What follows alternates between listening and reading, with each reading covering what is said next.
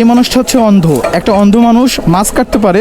আমার হচ্ছে প্রথম থেকে বিশ্বাসই হচ্ছিল না। এই রুই মাছটা মূলত হচ্ছে আজকে আমি এই জুলাস ভাইকে দিয়ে দেবো এবং সাথে আরও কিছু নগদ অর্থ দিব, সেটা হয়তো এখনও জুলাস ভাই জানে না। মাছটা কাটা হোক, তারপরে ভাইয়ের সাথে কথা বলবো এবং আপনারা ভিডিও দেখতে পারবেন।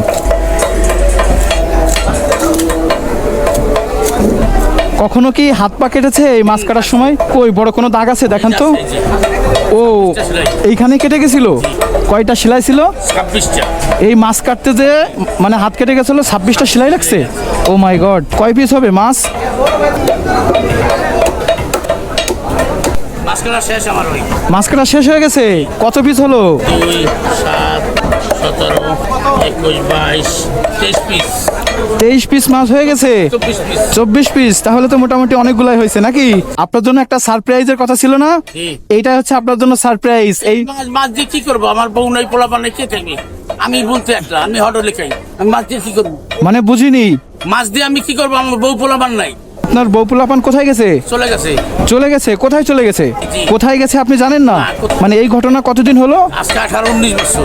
18-19 বছর। এরপরে আপনি আর বিয়ে শাদী করেননি? চলে যাওয়ার কারণটা কি? কারণটা কি? চোখের সমস্যা, বিভিন্ন মানুষের বিভিন্ন কথা নিয়ে চলে গেছে। মামির প্রতি কোনো অভিযোগ আছে? না। কোনো অভিযোগ নেই। উপরওয়ালার কাছে কখনো বিচার দিবেন না? না। আচ্ছা দেখেন এই মানুষটা কতটা সৎ ভাই।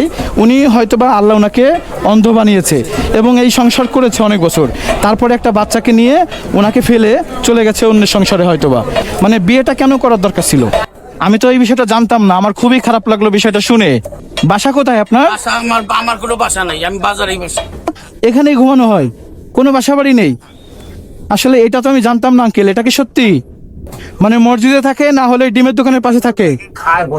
আচ্ছা শোনেন, আমি যেহেতু নিয়ত করেছি সেই জন্য হচ্ছে এই মাছটা আপনাকেই দিলাম। হ্যাঁ, এই মাছটা আপনি রাখেন। এই যে আমার তরফ থেকে ছোট একটা সারপ্রাইজ আছে।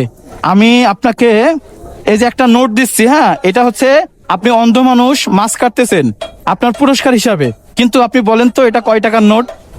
এটা বললেও বলতে পারবো না আমি। ধরলেও বলতে পারবেন না? দেখেন না একটু চেষ্টা করে। যদি আপনি বলতে পারেন তাহলে এই পুরো টাকাটা আপনার। 200 টাকা হবে। হ্যাঁ, 200। 200 টাকা। আরেকবার চান্স দিলাম। ভালো ভাই, একটু খুলে দেখেন, আরেকবার দেখেন, শিওর বলতে হবে। এবার লাস্ট অ্যান্ড ফাইনাল। 200 টাকা নতুন নোট। 200 টাকার নতুন নোট। ভাই উনি তো বলতে পারতেছে না, কোন তো কি করি? টাকার প্রতি ওর আইডিয়া কম না? এটা হচ্ছে 500 টাকার নোট। আপনি হয়তোবা চিনতেছেন না, অনেকদিন পরে পেয়েছেন, এমনও হতে পারে। আপনাকে কেউ কখনো মাছ কেটে 500 টাকা দিছে? আচ্ছা তাহলে হচ্ছে এটা যেহেতু প্রথম, এটা আমার তরফ থেকে আপনাকে দিলাম পুরস্কার হিসাবে। হ্যাঁ, যে আপনি অন্ধ মানুষ, কত পরিশ্রম করেন, এই পরিশ্রম করেও আপনার ফ্যামিলিকে আপনি টিকায় রাখতে পারেননি। তো আপনি হচ্ছে এটা কাছে রাখবেন, যখন আপনার প্রয়োজন অনুযায়ী আপনি খরচ করবেন। ঠিক আছে জুলাস ভাই, তাহলে আপনি ভালো থাকেন। এই যে হাতা কইছে একটু হ্যান্ডসাপ করেন। জুলাস ভাই আপনার জন্য মন থেকে দোয়া রইলো। খুশি হয়েছেন তো আজকে? ওকে ঠিক আছে, আল্লাহ হাফেজ। এমনি জুলাস ভাই কি আসলে অসহায়? আর আমি সবাইকে বলবো যেন জুলাস ভাইকে একটু হেল্প করে নাকি? মানে জুলাস ভাইয়ের বিকাশ নাম্বার দিব ইনশাল্লাহ। আমি এটা মিস করবো না, জুলাস ভাইয়ের বিকাশ নাম্বারটা বড় করে দিয়ে দেবো। হ্যাঁ।